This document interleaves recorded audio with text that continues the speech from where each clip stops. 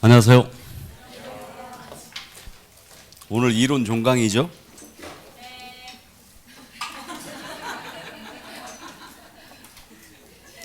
자, 교재 147쪽입니다. 개별적 중개실무. 출제 비중이 최소한 4개입니다. 주임법, 상임법, 경매, 대리인. 그래서 4개 기본적으로 출제되는 부분이에요. 부동산 등기 특별조치법의 내용입니다. 누가 97.5점을 맞았대? 이제 다 됐네?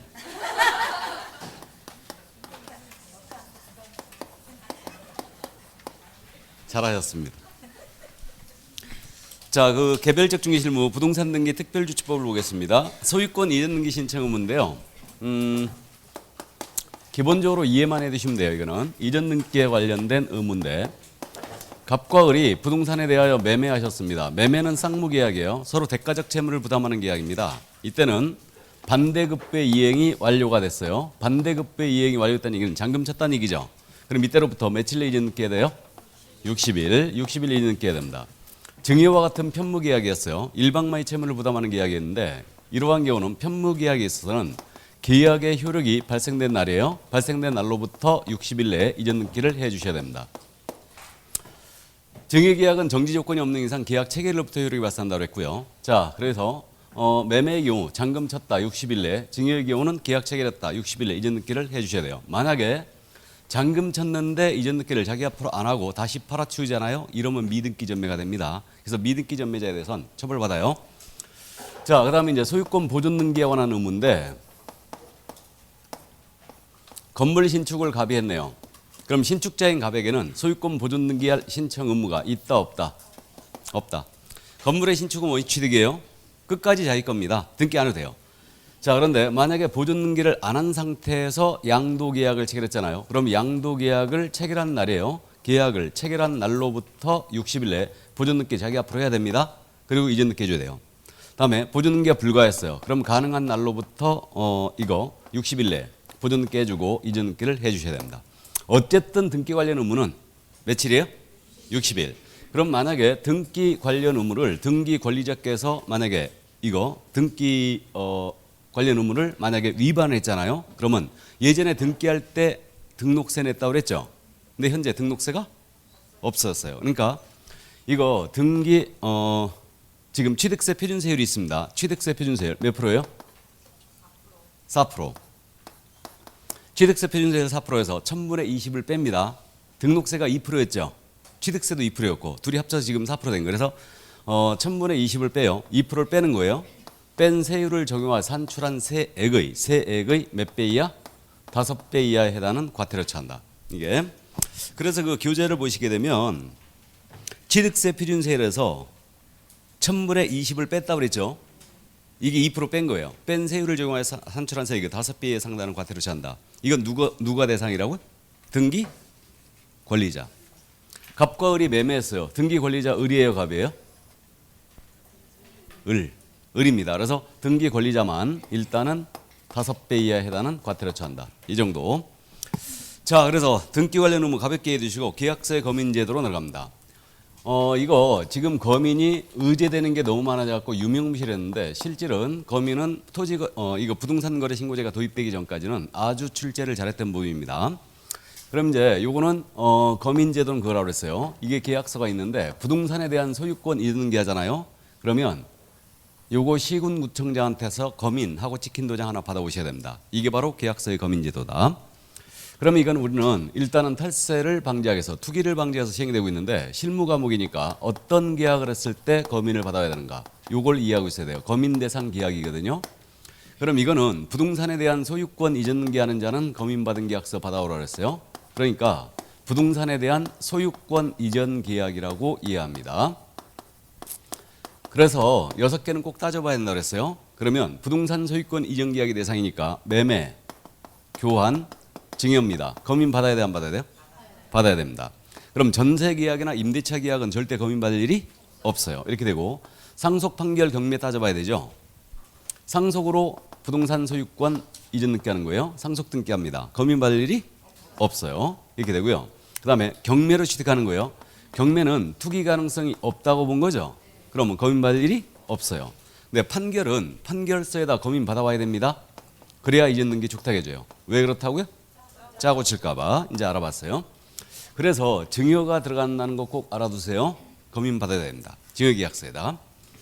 그 다음에 이제 계약 당사자 일방이 국가나 지방자치단체였어요. 거민 받을 일이 없다. 그들은 투기 가능성이 없는 거예요. 그러니까 이제 받을 일이 없는 겁니다. 그 다음에 이제 의제되는 것들 주의해야 되죠. 거민 받은 것으로 간주하는 거. 이걸 주의해야 되는데 토지거래 허가증 받았어요.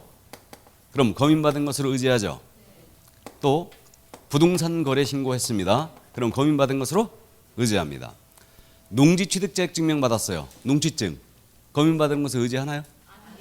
안 하죠. 예, 그래서 일단 이 점 잊으시고 나머지 참고. 공유하던 부동산을 분할하잖아요. 공유하던 부동산을 분할한다. 그럼 이전등기 하죠. 이전등기 하는 겁니다. 분할약정서에 거민 받아야 됩니다. 또 명의신탁을 해지하잖아요. 명의신탁을 해지함으로써 이전등기 하잖아요. 그럼 그 해지약정서에 거민 받아와야 돼요.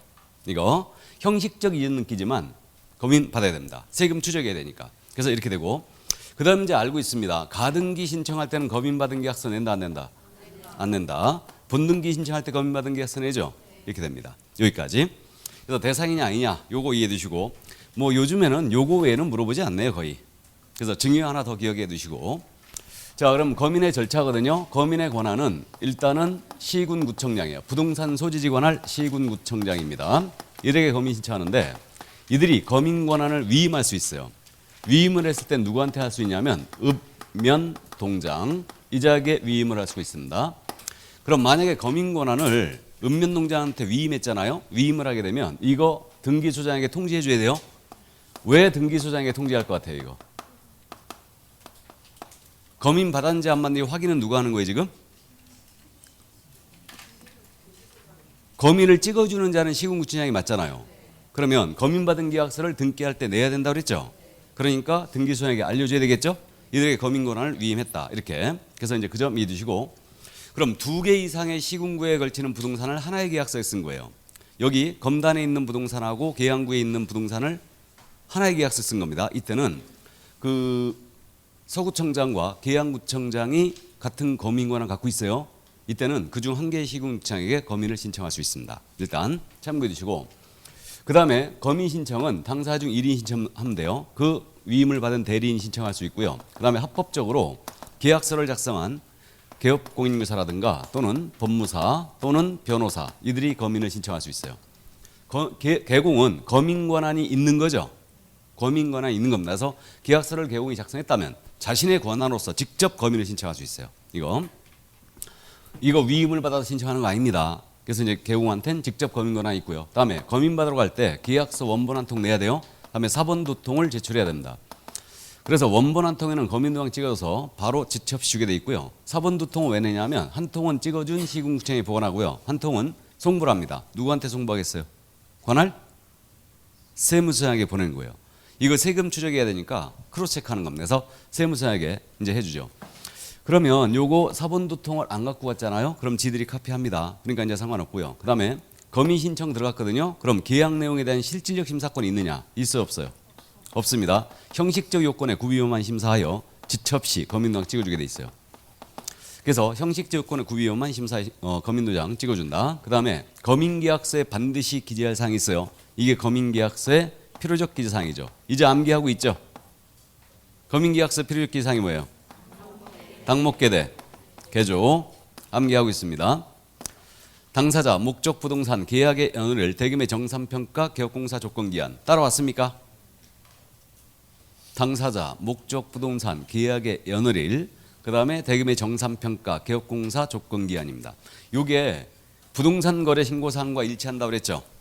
말만 틀릴 뿐 똑같다. 부동산 거래 신고사항에서는 당사자가 매도 매수인의 인적사항이죠. 목적 부동산은 부동산의 종류, 소재지, 면적, 지목이고, 대금은 계약일, 중도금 지급일, 잔금 지급일, 대금은 실제 거래 가격이고요. 개업공사 인적사항과 상호, 사무소의 소재지, 다음에 조건기한 있으면 조건기한. 여기에 부동산 거래 신고사항에서는 만약에 투기과일주군의 주택이었죠. 주택으로서 거래 금액이 얼마 이상? 3억 이상이었다면 자금 조달 계획서 들어와야 되죠. 그래서 취득자금 조달 계약과 입주 계획이 신고 들어와야 됩니다. 그래서 일단 이 정도. 자, 그러면 이제 마지막으로 제지에 관한 사항인데 만약에 거민을 받지 아니하고 미등기 전매했잖아요. 거민 받지 아니하고 미등기 전매한 자는 1.3으로 처벌해요. 1.3. 1이 뭐예요? 1년 이하의 징역이고 3은 3천만 원의 벌금이에요. 근데 여기에 탈세 목적이 들어갔잖아요. 탈세 목적이. 그럼 이 숫자 거꾸로 바뀐다. 3일로 바꿔요. 3이 뭐예요? 3년 이하의 징역이고 1억이요. 1억 이하의 벌금입니다. 이거는 등기 원인을 허위로 기재해도 마찬가지예요. 이거. 자, 그래서 여기까지 이 정도 감 잡아 두시고요. 그래서 계약서의 거민제도 여기까지였어요. 참고인데 만약에 여기서 말하는 부동산 있잖아요. 여기서 말하는 부동산은 협의의 부동산이에요. 토지 건물만 얘기합니다. 그럼 토지 건물 매매 계약을 했거든요. 거민받을 일이 있을까요, 없을까요? 없다. 토지 건물 매매 계약은 언제나 부동산 거래 신고해야 되죠. 언제나 해야 된다. 그렇기 때문에 거민이 유무실이었어요. 그러면 남은 게 교환 증여 판결인데 결국은 증여는 우리가 중개할 수 있어요, 없어요? 없죠. 판결도 중개할 수 없어요. 그럼 부딪히는 게 교환뿐이죠. 교환은 제가 중개하라고 해서 하지 말라겠어요? 하지 말라겠습니다. 그러니까 실무적으로 거민을 부딪힐 일이 거의 없는 거예요. 그래서 안 내고 있는 겁니다. 이거를. 자, 그래서 계약서의 거민제도 요 정도 감 잡아두시고 이제 149조 부동산실 관리자 명의 등기에 관한 법률로 들어갑니다. 이거. 요게 최근에 지금 25, 27, 28회 때 출제했죠. 원래 실명법을 우리 쪽에서 이렇게 자주 출제한 적은 없었습니다. 그래서 최근에 지금 29회를 제외하고 27, 28 계속 출제했던 거예요. 25회 때도 냈고 이게. 그렇기 때문에 이해를 꼭 해두시고 물론 우리 쪽에서 출제하는 실명법 문제는 그래도 비교적 쉽게 맞힐 수 있는데 어쨌든 내용이 좀 어려워지고 있네요. 자, 그럼 부동산 실권리자 명의 등기에 관한 법률. 그래서 이게 부동산 실명법이라고 그러고 있고 1995년도 7월 1일서부터 1년의 유예기간을 두고 일단 시행을 했습니다. 그래서 95년도 7월 1일 이후에는 부동산 명의신탁 있죠. 이게 전부 다 무효가 됐죠. 이게. 자, 그래서 부동산 실권리자 명의 등기에 관한 법률의 내용 짚고 갑니다. 의 부분이 나오는데 이게 이 법 3조 1항 조문이에요. 누구든지 부동산에 관한 물권, 가등기 포함이라고 했죠. 부동산에 관한 물권에 동그라미 쳐놓고 명의신탁 약정에 명의수탁자의 명의로 등기하여서는 아야 된다 그랬어요. 그러니까 이 법이 추구하는 바는 부동산에 대한 물권을 취득하는 자예요. 그러면 실명 등기를 하시란 얘기예요. 그 얘기입니다. 그러면 부동산 물권, 등기 능력이 있는 부동산 물권이 실명 등기 대상이에요, 지금. 그러므로 채권에 해당하는 임차권이랍니다. 이거 실명 등기할 의무가 있어요, 없어요? 없고요. 환매권, 이거 채권 맞아요? 환매권, 실명 등기 의무가 없어요. 그러면 소유권 취득할 때는 반드시 실명 등기 해야 되죠? 그럼 저당권 취득할 때는 실명 등기 안 해도 되나요? 해야 되죠? 해야 되죠. 물권 전체가 대상이라며요. 맞죠? 그럼 전세권을 취득하는 거예요? 그럼 이때도 실명 등기를 해야 됩니다. 해야 되다. 그러니까 물권 전체가 대상이다. 등기 능력 있는 물권 전체가. 그럼 지상권 취득할 때도 실명 등기 하셔야 되죠? 그러나 임차권 등기합니다. 이때는 실명 등기 의무가 없어요. 일단. 자, 그래서 그 점이 두시고 이 법이 규제하는 것은 두 가지를 규제한다. 하나는 명의신탁. 그럼 명의신탁은 잘 아셔요. 대내적으로 실권리자는 따로 있죠. 근데 등기만 타이밍으로 한 거죠. 잘 알고 있고 장기 미등기 있죠. 장기 미등기를 이 법이 똑같이 명의신탁자와 똑같이 처벌합니다. 그럼 장기 미등기가 뭐냐? 3년 동안이나 자신 앞으로 등기하지 아니한 자를 얘기합니다. 그래서 이제 이 자를 얘기하는데 잔금 쳤거든요. 며칠 내에 등기하라고 그랬어요? 60일 내에. 근데 이 자가 3년 동안이나 자기 앞으로 등기를 안 돌린 거예요. 그러면 결국은 의리 부동산을 샀는데 잔금까지 다 쳤거든요. 쳤는데 갑명의로 3년 동안이나 놔둔 거예요, 그냥. 그럼 의리, 갑의 명의를 빌려서 등기한 거 똑같죠? 그래서 장기 미등기자는 명의신탁자와 완전히 똑같이 처벌합니다. 이거 그래서 주로 이제 우리는 명의신탁을 위주로 공부하는 거예요. 그럼 거기 149쪽 맨 밑에 4번 효력. 효력을 먼저 보겠습니다. 명의신탁의 효력인데 자, 그럼 명의신탁을 하고자 할 때는 명의신탁 약정을 맺을 거예요. 야, 네 앞으로 등기 좀 해놓자. 근데 이거 분명히 내 거다라고 약정을 맺겠죠. 그래서 약정을 맺어요. 이걸 명의신탁 약정이란다. 그럼 이 약정 무효. 자, 이 약정에 따라 부동산에 대한 물권을 수탁자 명의로 넘깁니다. 그러면 그게 명의신탁 등기라고 그래요. 등기도 무효. 약정 무효, 등기 둘 다 무효예요. 무효입니다. 근데 부동산의 매도인이에요. 매도인이 명의신탁 약정 사실을 몰랐어요. 선이었습니다. 명의신탁 약정 사실을 몰랐다. 선이었습니다. 그러면 이 등기, 수탁자 앞으로 된 등기는 유효다, 무효다? 유효다. 이렇게 되고 명의신탁된 부동산을 제3자가 취득합니다. 그럼 제3자는 선악을 불문하고 취득한다고 그랬죠? 명의신탁 사실을 알든 모르든 선악불문 취득이라 하겠습니다. 이게 명의신탁에 대한 효력인데 요거는 명의신탁의 유형을 보면 쉽게 이해가 되죠. 그러니까 명의신탁의 유형을 먼저 보겠습니다. 교재 넘어가면 150쪽이에요. 명의신탁의 종류죠. 자, 그럼 먼저 명의신탁의 종류로서 첫 번째가 이자간 등기 명의신탁이 있어요. 이자간 등기 명의신탁. 자, 갑이 부동산을 갖고 있습니다. 이분이 선거에 나가신데요. 그럼 선거 입후보한 자들은 공직자윤리법에서 재산공개하게 돼 있죠. 그래갖고 재산공개하려다 보니까 눈먼 놈마다 샀거든요. 걸릴 것 같아요. 그러니까 을과 명의신탁 약정을 맺습니다. 야, 네 앞으로 등기 좀 해놓자. 이거 왜요? 자, 그래서 네 앞으로 등기 좀 해놓자 하고 이제 명의신탁 약정을 맺어요. 맺고 가장매매 형식을 취하는 거죠. 가장매매 형식을 취해서 갑으로 앞으로 된 등기를 요거 을 앞으로 이렇게 돌려놓습니다. 이게 바로 이자간 등기 명의신탁이에요. 이게 그러면 이때 실명법 뭐라 그러냐? 명의신탁 약정 무효라고 그랬죠. 약정 무효.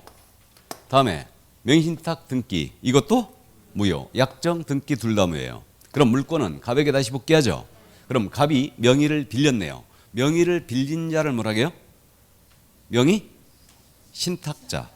명의를 빌린 자를 명의 신탁자라 불러요.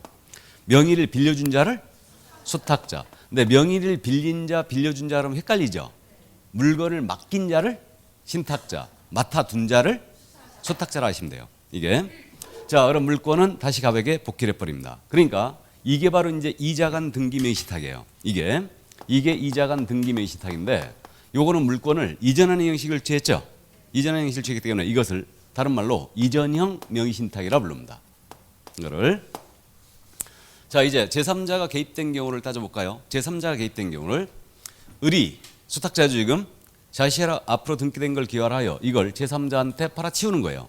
이거를 그럼 실명법 뭐라고 그러냐면 명의신탁자는 제3자에게 대항할 수 없다 이랬어요. 대항할 수 없다. 그러니까 명의신탁 약정 무효, 등기의 무효를 제3자에게 대항할 수 없다 그랬습니다. 이거 그러면 이때 제3자의 범위에 선의자는 당연히 이거 포함돼야 되죠.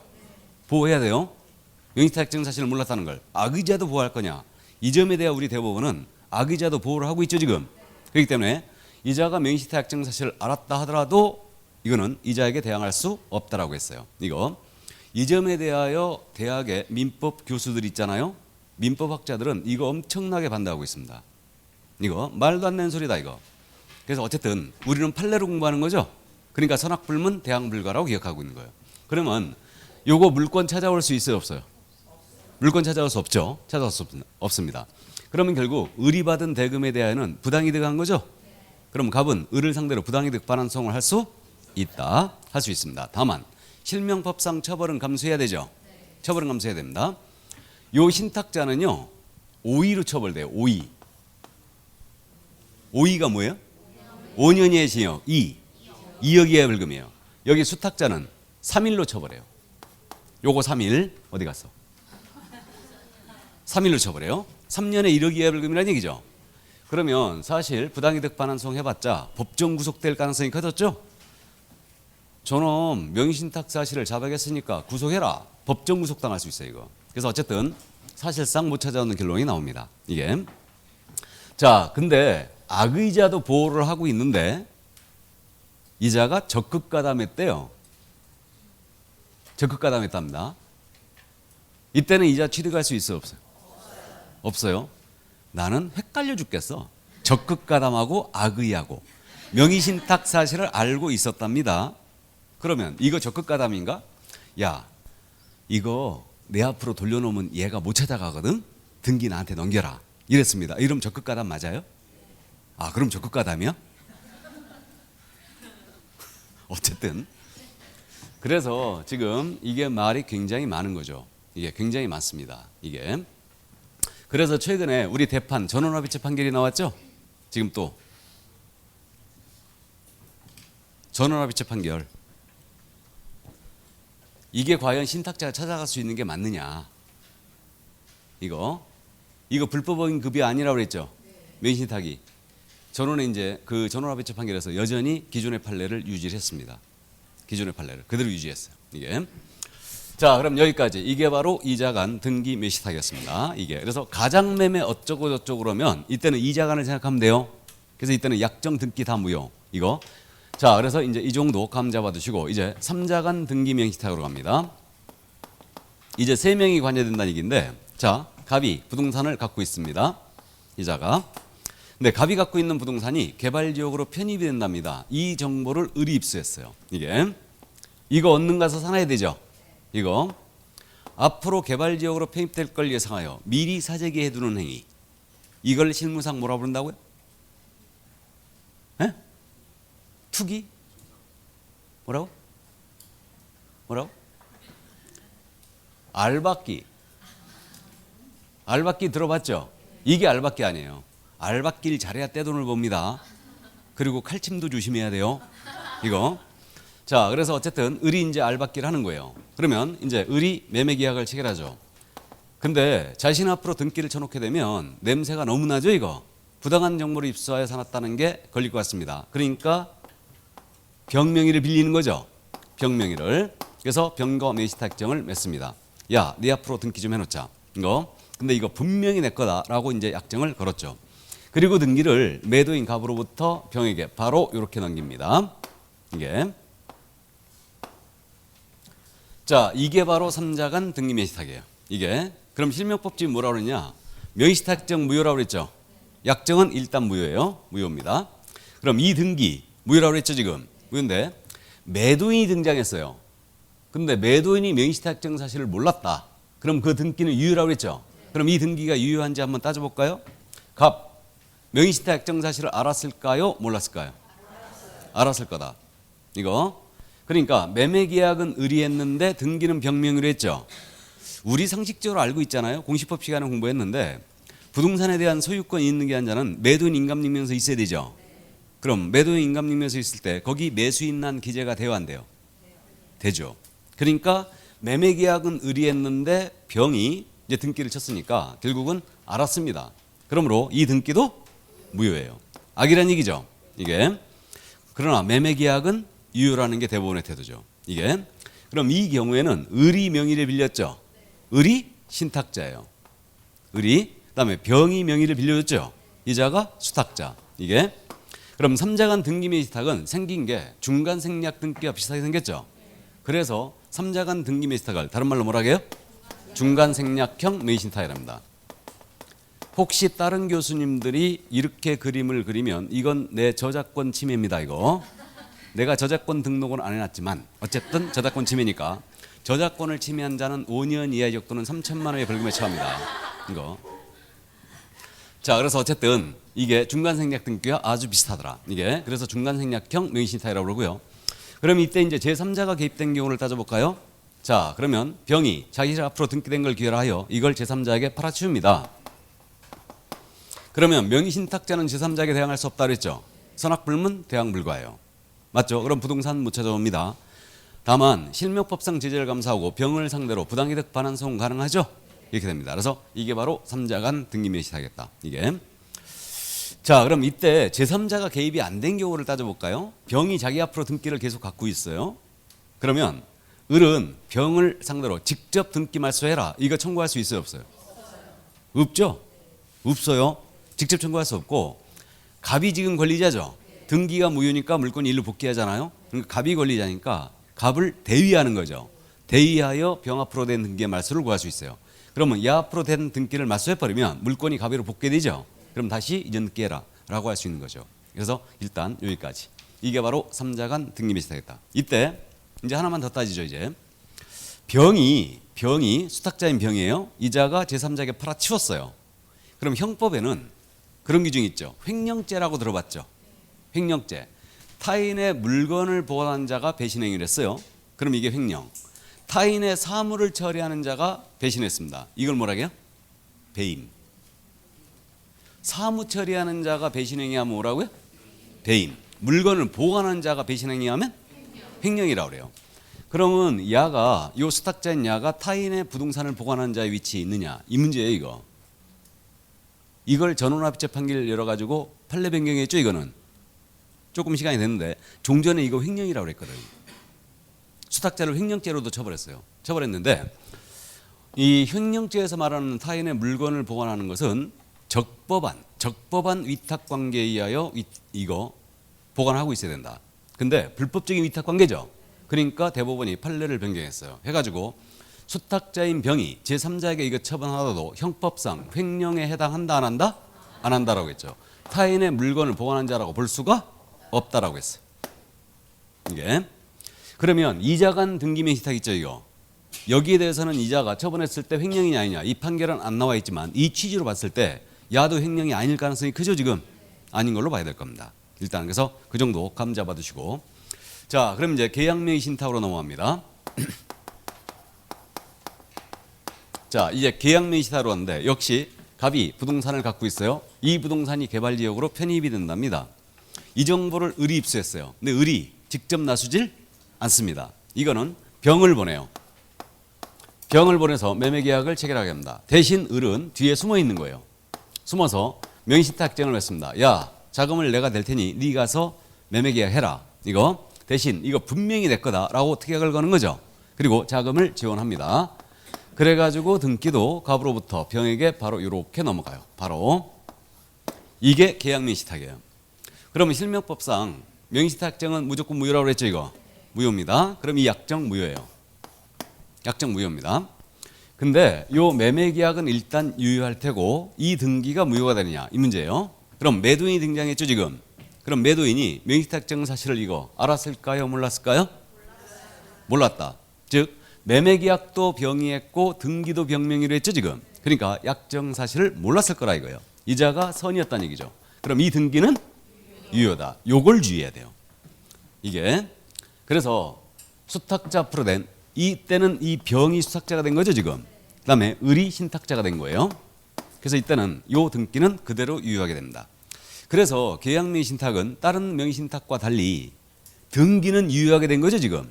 그래서 이름을 계약명의신탁이라는 거예요. 약정만 무효가 되고 등기는 유효다. 근데 이자간 삼자간 등기명의신탁 있죠. 요 둘을 묶어서 등기명의신탁이라 하거든요. 왜 등기명의신탁이냐면 등기까지도 무효가 됐으니까. 이해되세요? 근데 계약명의신탁은 뭐만 무효가 됐다고요? 약정만, 명의신탁정만 무효가 된 거예요. 등기는 유효하게 된 겁니다. 그래서 명의신탁은 크게 분류하게 되면요. 등기명의신탁과 계약명의신탁으로 구분하고 등기명의신탁은 다시 이자간 등기명의신탁과 삼자간 등기명의신탁으로 구분되는 겁니다. 이게 등기까지 무효가 됐으니까. 자, 그래서 이렇게 됩니다. 그러면 결국은 따져보게 되면요. 매매계약은 채권행위죠. 등기는 물권행위죠. 그럼 채권행위 유효, 등기도 유효. 그럼 수탁자인 병은 완전한 부동산상의 물권을 취득한 거죠. 완전한 부동산상의 물권을 취득한 거예요. 그럼 이때 이 병이 제3자에게 처분했거든요. 이거. 그럼 제3자는 실명법상 이 제3자의 법리를 따질 필요도 없이 명의신탁의 법리를 따질 필요도 없이 완전한 권리자로부터의 취득이에요 지금. 그럼 유효하게 부동산에 대한 물권을 취득하죠. 물론 신탁자인 을은 제3자에게 대항할 수가 없는 겁니다. 이거. 그러면 이 수탁자인 병이 제3자에게 처분했다 하더라도 이건 타인의 물건을 처분한 게 아니죠. 형법상 횡령에 해당한다 안 한다? 안 한다는 거죠. 당연히 이게. 그래서 종전서부터 대법원은 이거 횡령이 아니라고 했고요. 삼자간 등기명의신탁이 횡령이라고 했거든요. 근데 이것도 이제 아니라고 한 거예요. 다. 예, 그래서 일단 이 정도 감 잡아두시고 자, 그래서 이게 바로 이제 계약명의신탁이었습니다. 그러면 삼자간과 계약명의신탁을 따져보면 삼자간의 경우는 매도인과 매매계약을 누가 한 거예요 지금? 신탁자가. 근데 계약명의신탁은 매도인과 매매계약을 누가 한 거예요? 수탁자가. 그러니까 둘이 구분할 때 매도인과 매매계약을 신탁자가 하게 되면 삼자간, 수탁자가 하게 되면 계약명의신탁이에요. 근데 이제 문제를 풀 때 꼭 명심할 게 뭐냐면 매도인이 명의신탁 사실을 몰랐다는 말이 떴잖아요. 몰랐다. 모르고 이 말이 딱 뜬 거예요.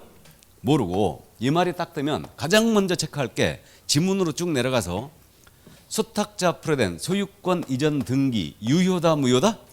등기 유효다. 이거 꼭 따져야 됩니다. 등기 유효라는 거 따져봐야 되고 그다음에 수탁자가 이제 제3자에게 처분하라도 횡령은 아니라는 거 알죠 이거? 그래서 이제 횡령은 아니다. 그러니까 요거 주의해 줘야 됩니다. 등기는 유효다. 매도인이 명의신탁 사실을 몰랐다면 이게 그럼 만일 매도인이 명의신탁장 사실을 알았어요. 갑이 알았다. 그럼 이거 법률 관계 어떻게 돼요? 전부 다 무효예요. 매매계약도 무효, 등기도 무효, 전부 다 무효입니다. 이게 악의 계약명의신탁이라고 그러죠. 악의의 계약명의신탁. 그래서 일단 그 정도 참고해 두시고 그 법률 관계에 대해서는 민법 시간에 들으실 겁니다. 여기까지. 자, 그래서 삼자간 등기명의신탁, 계약명의신탁 여기까지 이제 구분해 놓으시고요. 여기까지. 자, 그럼 이제 민법에서 주로 다루는 부분은 여기까지예요. 여기까지고 우리가 이제 실무 과목이니까 지금서부터가 우리 쪽에선 중요하죠. 자, 다시 앞으로 갑니다. 149조. 명의신탁 약정처럼 보이지만 명의신탁 약정에서 제외되는 게 있죠? 3번 찾았어요? 이거. 그래서 명의신탁처럼 보이지만 명의신탁에서 제외된다. 명의신탁이 아니란 얘기예요. 얘기인데 첫 번째가 가등기담보, 양도담보가 있죠? 양도담보와 가등기담보 이건 명의신탁 약정에서 제외됩니다. 그래서 채무변제를 담보할 목적으로 채무자가 갖고 있는 부동산에 대한 권리를 채권자 앞으로 넘겨주면 이게 뭐예요? 양도담보. 맞죠? 채권자 앞으로 채무자가 부동산에 대한 물건을 가등기해주면 이걸 뭐라고 해요? 가등기담보죠. 이게 그래서 간단하게 그냥 이해하면 됩니다. 여러분들은 이제 양도담보에 대해서 민법 시간에 뭐 광의의 양도담보 해가지고 매도담보와 협의의 양도담보 이렇게 구분해서 공부하고 협의의 매도담보와 협의의 양도담보와 뭐 매도담보에 대해서는 그 법률 관계를 여러분들 민법 시간에 자세히 공부하실 거예요. 제가 여기서 하면 승질내니까 일단 이 정도만 하고 가죠. 그럼 채무변제 담보하는 목적으로 부동산에 대한 권리를 넘겨주면 뭐라고 이게? 양도담보. 채권자 앞으로 가득 깨지면 가등기담보. 그러면 결국은 을이 갑으로부터 1억 원을 빌리고 을이 갖고 있는 부동산에 대한 권리를 갑에게 넘겨주면 양도담보고 갑에게 이거 가등기 깨지면 가등기담보가 된 건데 등기 명의인은 누구로 돼 있는 거예요? 갑으로. 근데 실 권리는 누구한테 있어요? 을. 명의신탁처럼 보이죠? 하지만 명의신탁장에서 제외시키겠다 이거예요. 왜? 채무변제 담보할 목적으로 넘어간 거니까. 그러면 만약에 이전늦게 하는 거예요. 이전늦게 할 때 양도담보할 때 등기관에게 이거 담보 취지로 넘어갑니다. 이 서면 내야 되죠. 그래서 담보란 뜻이 기재된 서면을 제출해야 돼요. 이게 그러면 담보란 뜻이 기재된 서면을 등기관에게 제출해야 되는데 이거 안 냈다. 그럼 어떻게 될 거예요? 안 내면 어떻게 될 것 같아요? 명의신탁으로 가는 거죠. 이거. 그래서 이전께 할 때 양도담보할 때 그 담보란 뜻이 기재된 서면을 제출을 해야 됩니다. 안 내면 이때는 명의신탁으로 가요. 이게. 자, 그럼 첫 번째 제외, 양도담보, 가등기담보 제외됐습니다. 두 번째, 상호 명의신탁이 있죠. 이것도 명의신탁 약정에서 제외됩니다. 이건 무늬만 명의신탁이에요. 그럼 상호 명의신탁을 이걸 다른 말로 뭐라 하냐면 구분 소유자의 공유등기라고 그래요.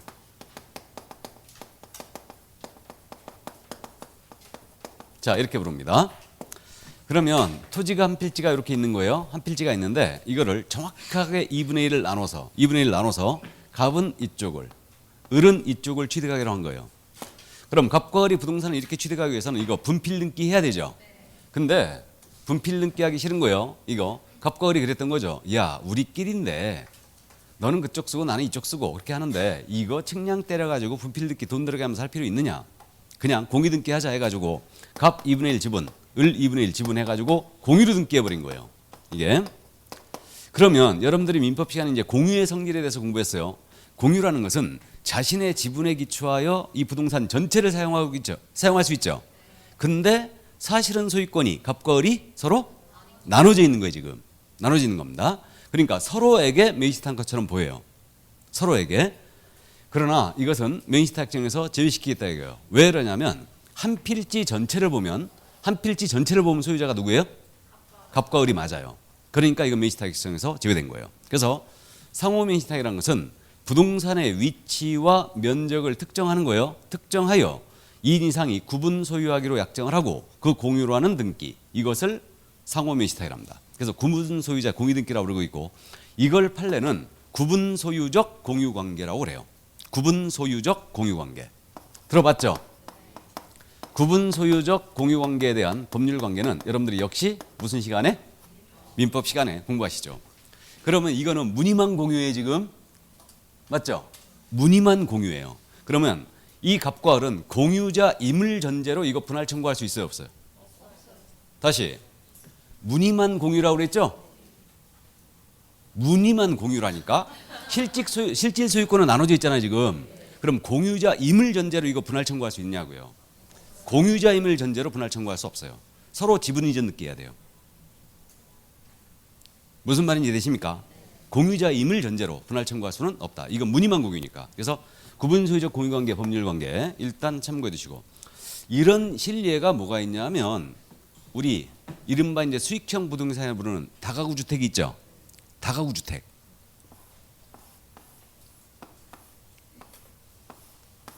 여덟 세대가 있어요. 이게 1호 라인, 이게 2호 라인이에요.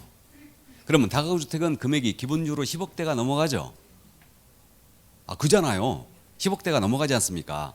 그러니까 수익형 부동산이라고 그러는데, 이게 너무 금액이 크니까 갑이 그러는 거예요. 갑과 을이 같이 취득하는 거예요.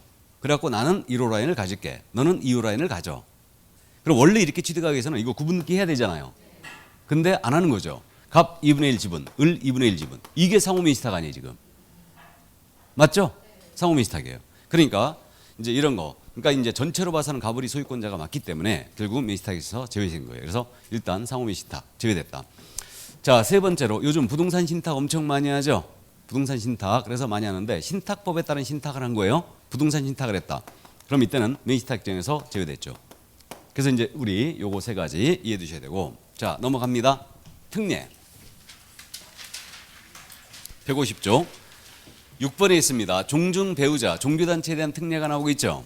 자, 그러면 이제 특례 규정이 있는데,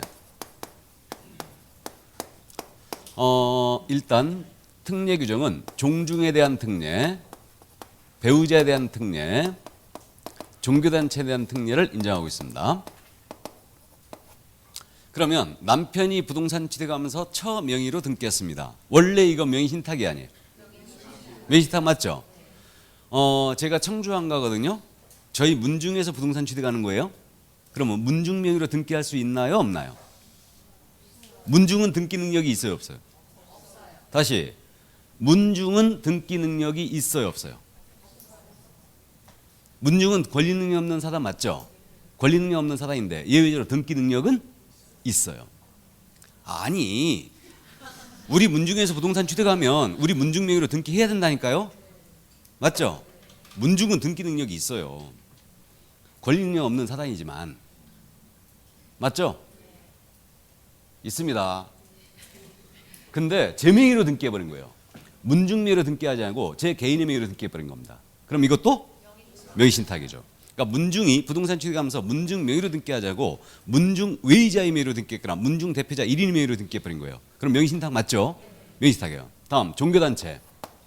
제가 순부금교회 예를 든 적이 있는 것 같은데, 순부금교회 원산이라고 그래야 되냐? 본산이라고 그래야 되나? 여의도 순부금교회가 있죠? 여기가 이제, 근데 순부금교회 산하단체들이 있을 거 아니에요.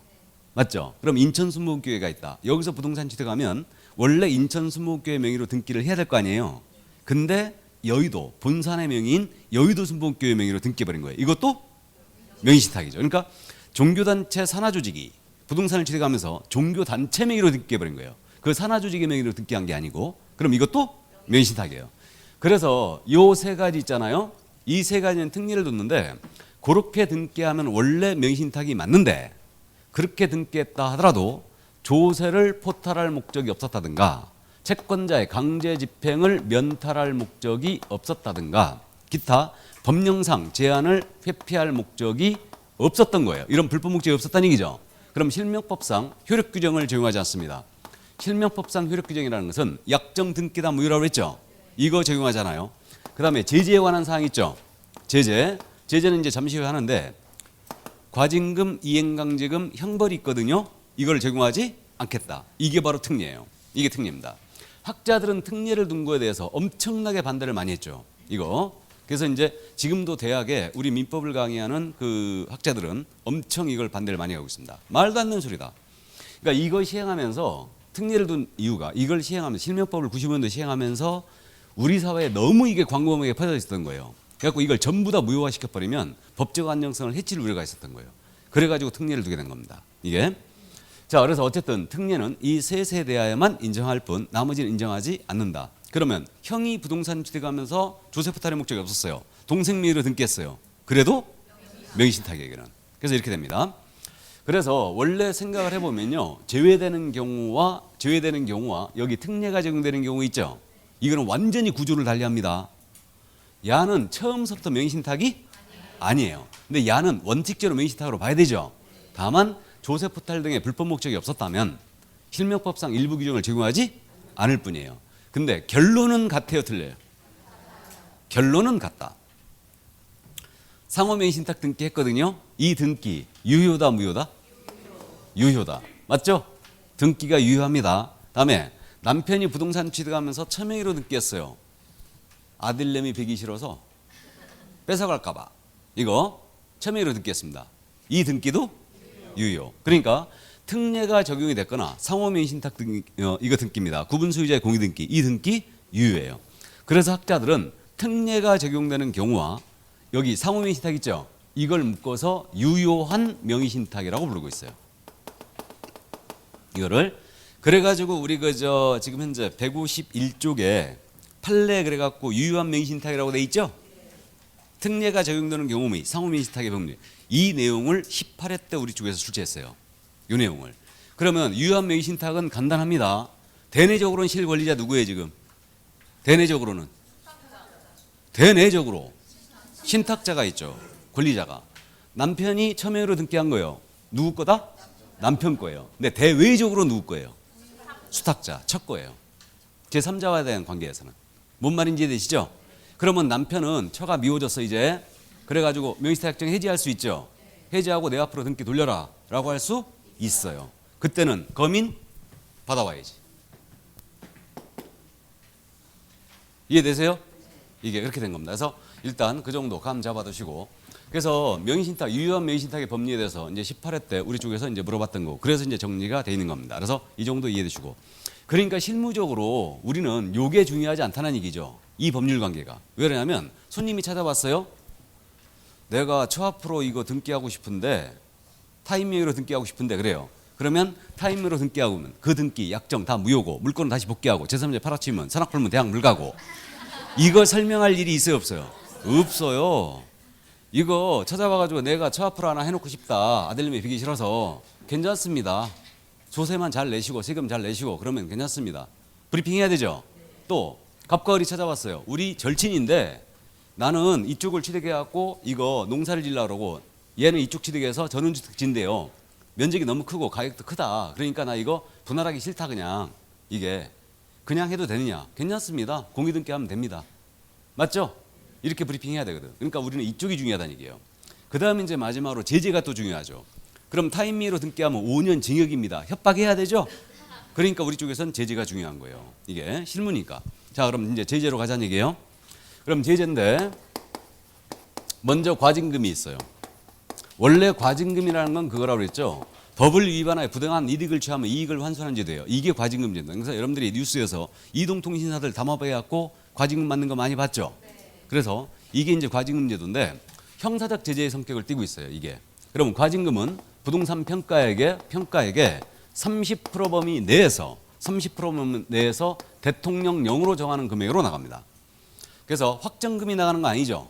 이렇게 두 번이나 물어본 적이 있는데 그래서 어쨌든 30% 범위 내에서 대통령령으로 정하는 금액으로 나간다. 그러니까 위반 기간이라든가 평가액에 따라서 금액이 쫙쫙쫙쫙 정해져 있어요. 그러니까 최고 30% 범위 내에서 나간다. 이게 과징금은.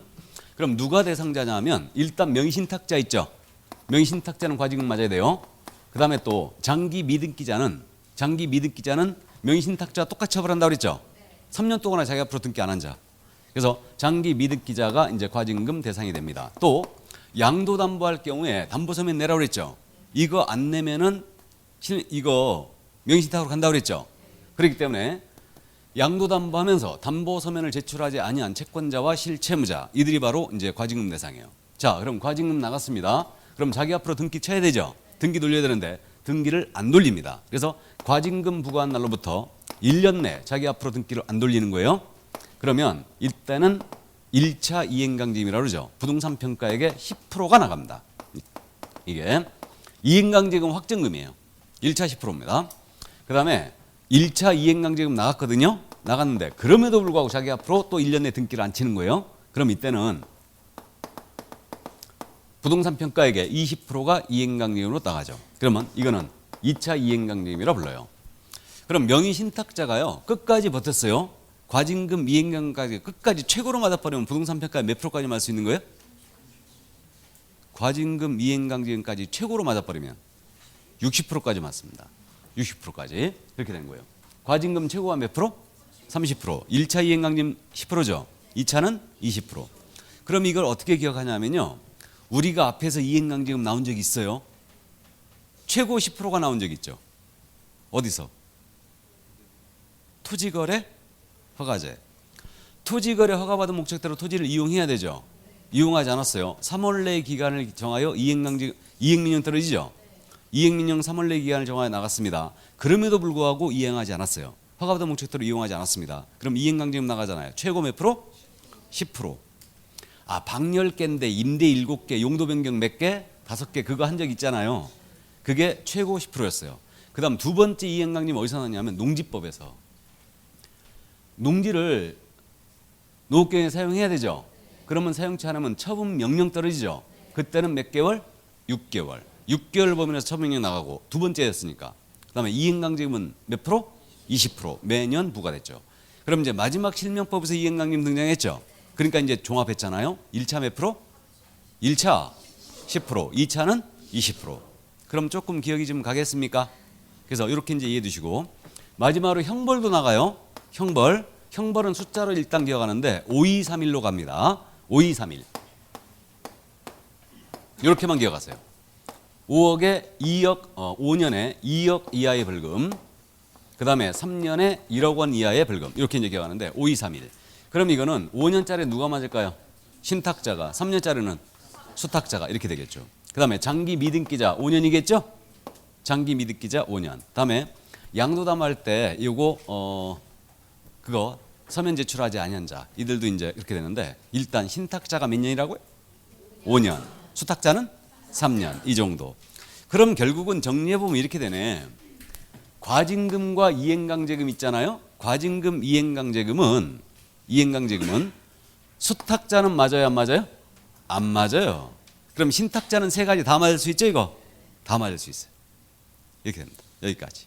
이게 바로 이제 실명법이었고, 그럼 나머지 판례태도 있지 않습니까? 판례태도는 우리 민법 시간에 공부해야 되죠?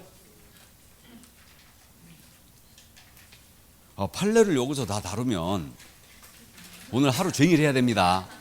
그래서 어쨌든 이제 그 정도 이해하시고 2차만 하신 분들은 152쪽, 153쪽에 판례, 기본 판례들 실어놨죠 지금.